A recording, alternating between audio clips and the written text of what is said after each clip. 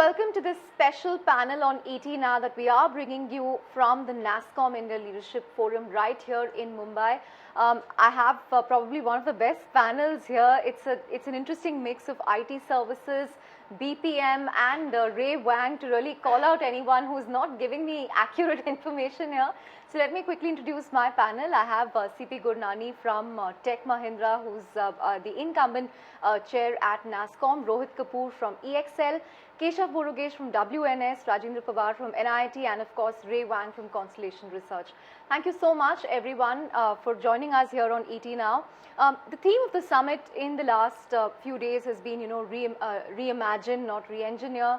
The broad theme for this panel is outsourcing dead, skilling for the future. Mr. Gurnani, based on everything that you've heard in the last 3 days, what would you say?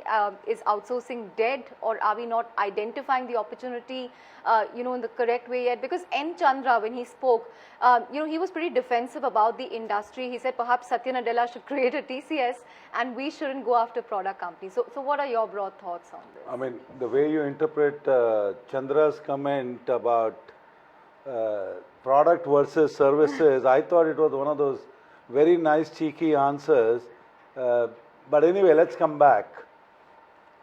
If I look at NASSCOM the previous year, the discussion was more around the headwinds. Headwinds of technology, headwinds of people, headwinds about elections, headwind of foreign currency, and so on and so forth.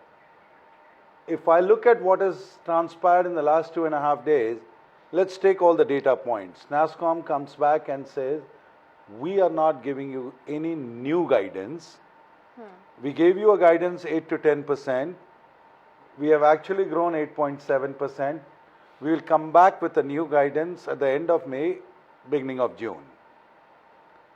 Great growth story and 8.7% growth.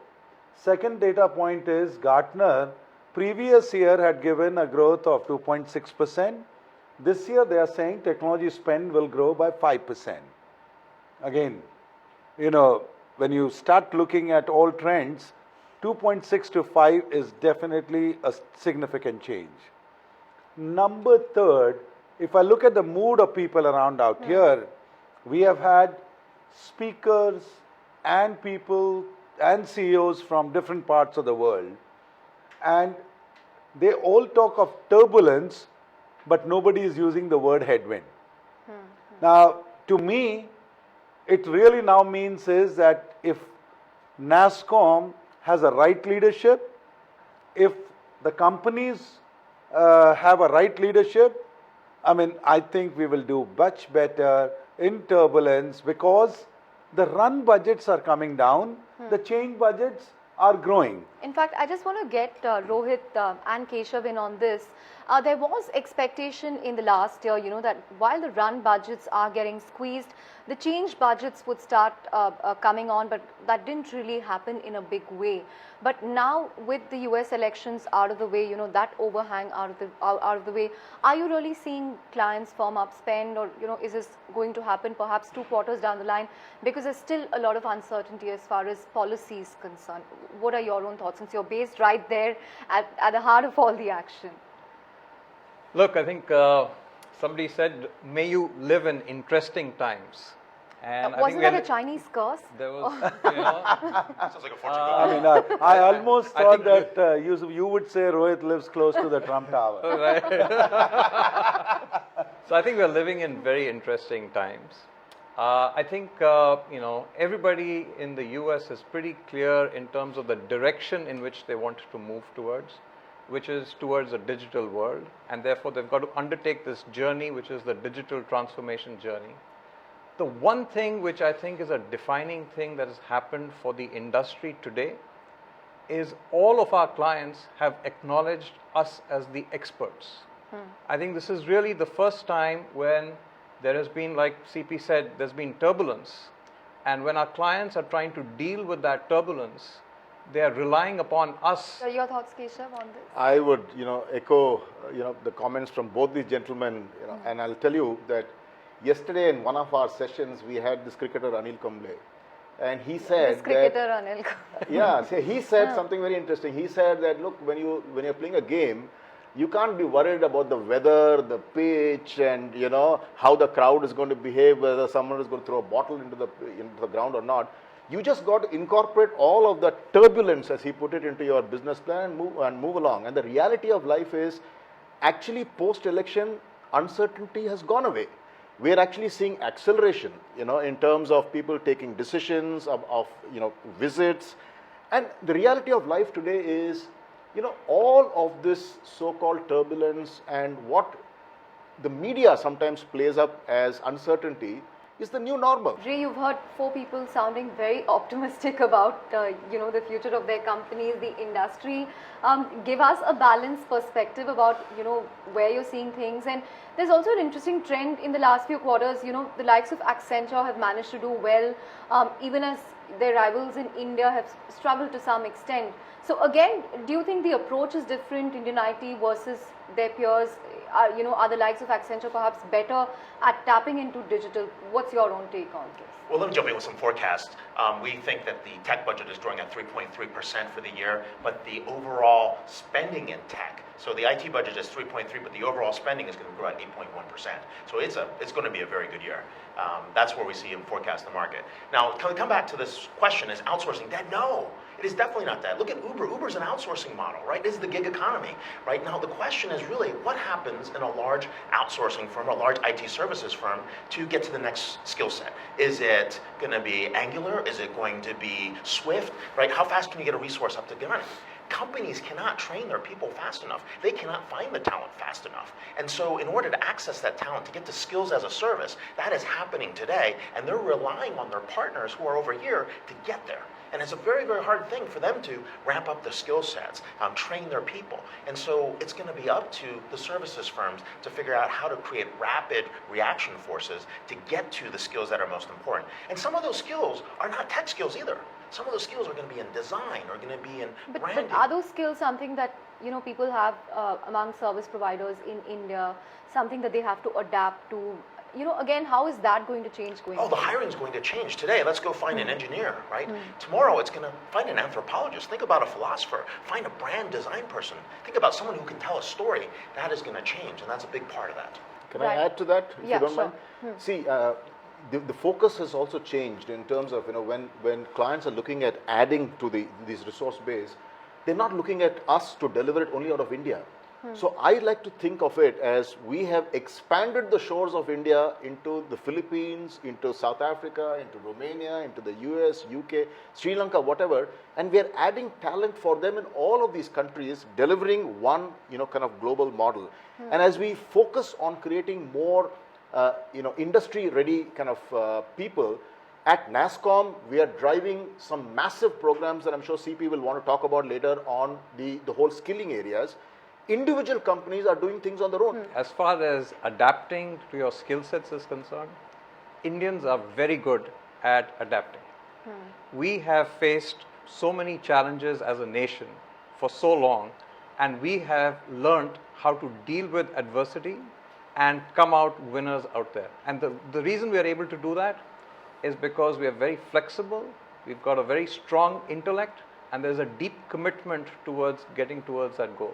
Yesterday I was chairing a panel discussion, and we were talking about, that as you think about this change, there's also got to be a cultural shift in the mindset of organizations and people who are supporting them. And we had some of our clients on that panel, and what they were saying is that the Indian industry is, as partners to these clients, is actually helping them change their culture and getting their people to shift in that mindset and adapt to this new reality.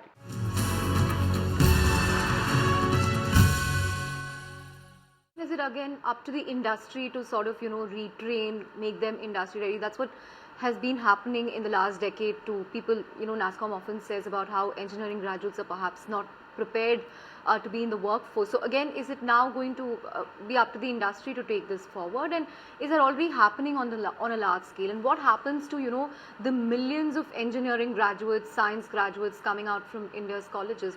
What really happens to jobs? So I guess every few years you have to go back and say what are the skills of the future. So just to So taking on Ray's if point a on. 21-year-old today wants to work in the IT industry, what is a BE enough? What else should he or she have? So let's step back. I mean, we've been very heavily programmed to only be BEs or MBBSs or MDs. So why don't we take a step back? I mean, what Ray said, design is going to remain at the centerpiece of every product, every platform, every service that you would see coming forward. Now, it is not, nothing is new. Walkman was carry your music, but it took Steve Jobs to create an ecosystem to dominate that market for the next 30 years. Now, and if you look at it, it is not only the design of the product, it was designing the ecosystem around it. Now, if that is the way we start thinking, I think the training part of it will become a lot simpler for many of us. Today, Indian IT industry spends a lot of their time and energy in taking our product which has come in and to start saying this is what the market needs. Now, market, you know the technologies people talk about today, automation, artificial intelligence, deep machine learning, we can keep going on. And if you look at all the sessions that we have had, ultimately it has been the basic training required is mathematics. If you're good at mathematics and if you can adapt understand to- incremental mathematics, if you understand exponential mathematics, and if you remain adaptable, then you are ready for future. So if you were to ask me what I will advise a 17-year-old, I will tell him go back to the basics. If you're good at basic sciences and if you can think exponentially or think laterally, you're good for future. But again, Mr. Pawar, maybe you can add to this. How do we really build that, right from a young age? Is the education system really geared towards this? So young age is too long. I think we somehow feel that the 3.7 million engineers we have are done for.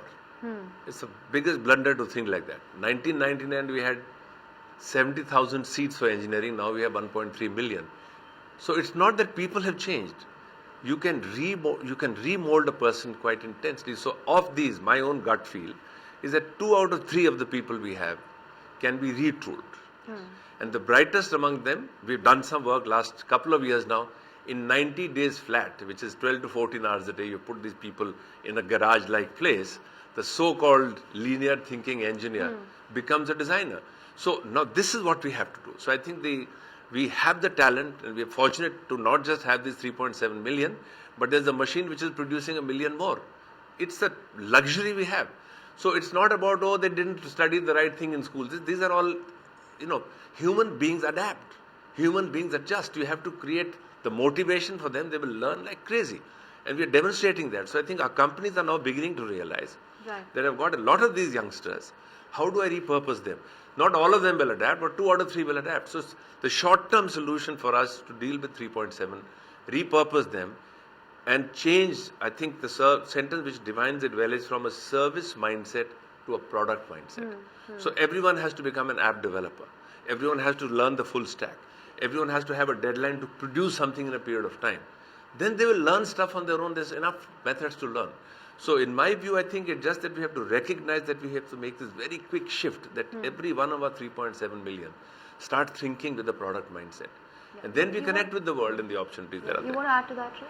That's definitely happening, and you can do it in mass training that you're talking about. But we're also We're talking about the design thinking that, design perhaps all thinking, companies it might be more are doing. creative, it might be understanding user interaction and design. That can be trained if you have the right background, right? That helps if you have a good solid background. But we're also seeing people learn on their own. You look at sites like Pluralsight and Udemy, they're taking classes on their own because they see where the future is happening. So there's also people that are proactively going out to do that. Now back to your earlier question around Accenture and Accenture growth rates, that's a different problem. See, this is an issue where in every single one of the services firms, there needs to be better coordination of accounts, right? So if you are in for testing and BPO, you need to bring design and integrate accounts. And what we're actually seeing is the growth of really account-based management, account-based sales. Are you seeing that happening now, integration of accounts in the companies that you track? Everyone's doing a bad job about it, not just the Indian services companies, but Accenture has done a better job than some in terms of aggregating accounts and going in and actually taking out competitors. So they're going after larger accounts, aggregating services, creating new services like marketing. Right? Here's a very interesting stat too. One of the interesting things, think about McKinsey.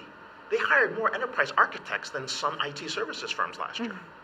Right? So we're seeing the model completely change in services and everybody's adapting. It's not just building products, right? You're going to have to think about building services, insights. We're moving from products to platforms, platforms to marketplaces. Full stack, essentially. No, not full stack. Different business models. Marketplaces operate differently than a platform, and these things are all happening right now. Right. You want to comment on the integration of accounts? Is that still a big issue? He says that's where perhaps the likes of Accenture have an edge. Yeah, look, I think that's always going to be an area which all of us will need to learn and need to be able to be responsive to the clients a lot more strategically, a lot more thoughtfully, and work on that. I actually wanted to comment on your first question, which was what advice would you give to a 21-year-old in terms of what kind of skills should they acquire? The way I see it, I would give them 3 pieces of advice as far as that is concerned. Number 1, choose whichever line of business or whatever area you want to be proficient at and become really, really good at that. Second, specialization. Yeah, so you want to be an engineer, doctor, lawyer, accountant, whatever, study that, become really, really good at that. But the second thing is build up some foundational skills which are going to be in good stead for you throughout the rest of your life. And the foundational skills are having an analytical capability and a logical reasoning capability, having good communication skills, and having good business knowledge and understanding and an aptitude for figuring out how does business work as such. And that's the second thing, which are the foundational skills. And the third thing is you should know that as you go forward in your career, for that 21-year-old, you're going to keep retooling and keep reskilling yourself throughout your career. And that pace is just accelerating, and it's accelerated for all of us, and all of us are reskilling as well. And so how do you do that? You do that by having an open mind. You open yourself out to ideas, you read, you learn, and you continuously regenerate yourselves. Right. So if you specialize in whichever line you want to be in, build up strong foundational skills, and have this ability to keep regenerating by having the openness.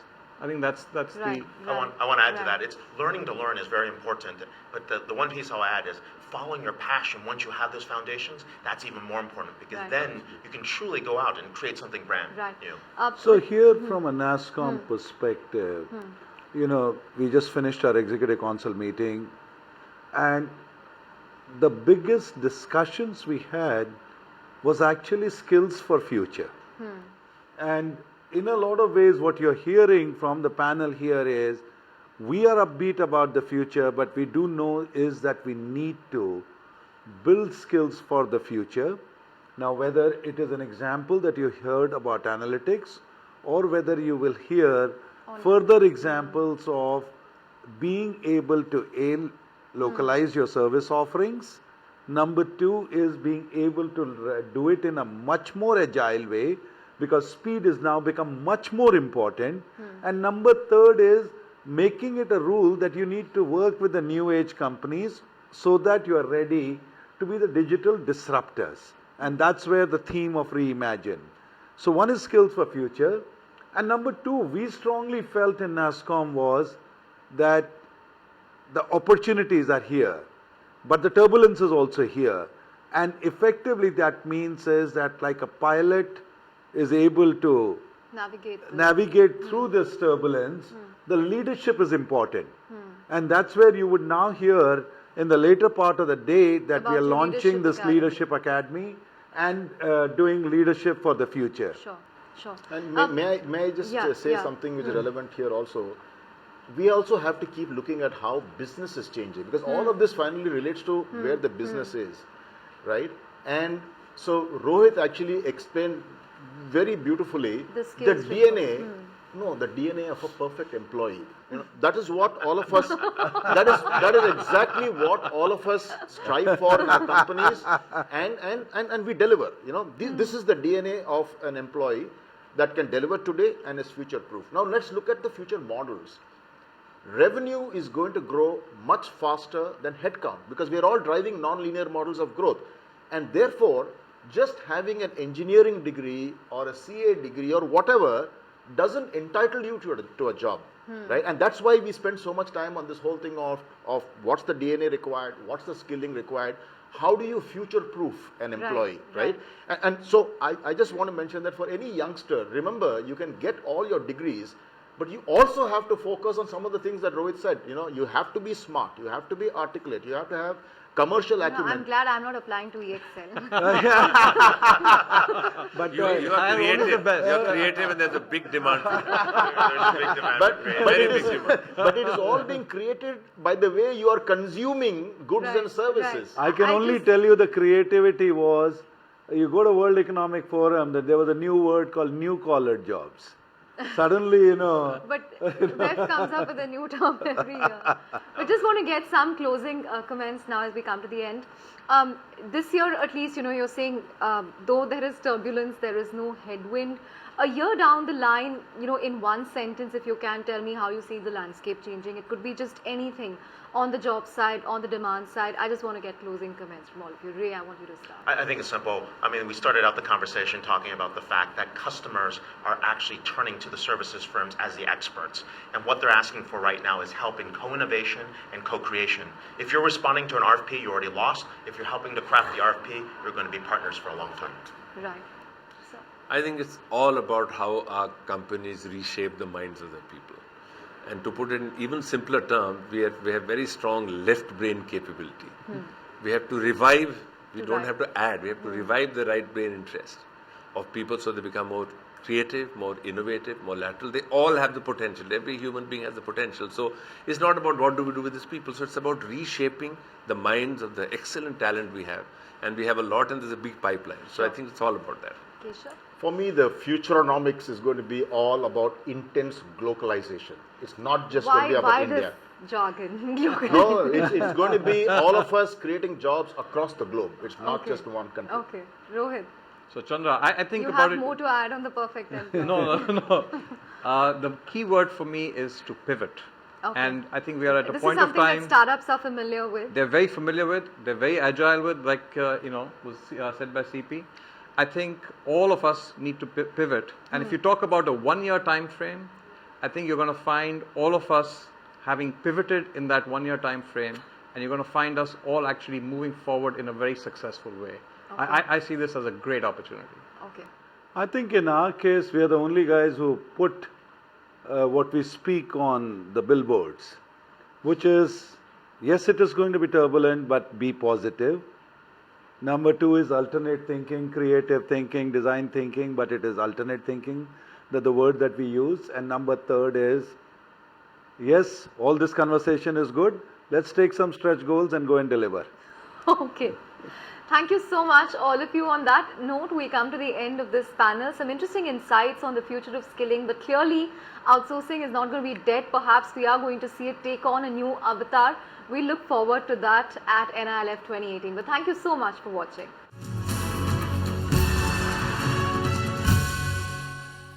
Find us on Facebook at facebook.com/etnow and don't forget to click the like button. You can also follow us on Twitter at etnowlive. To stay updated with all our programming, hit the subscribe button on our YouTube channel by logging on to youtube.com/user/etnow.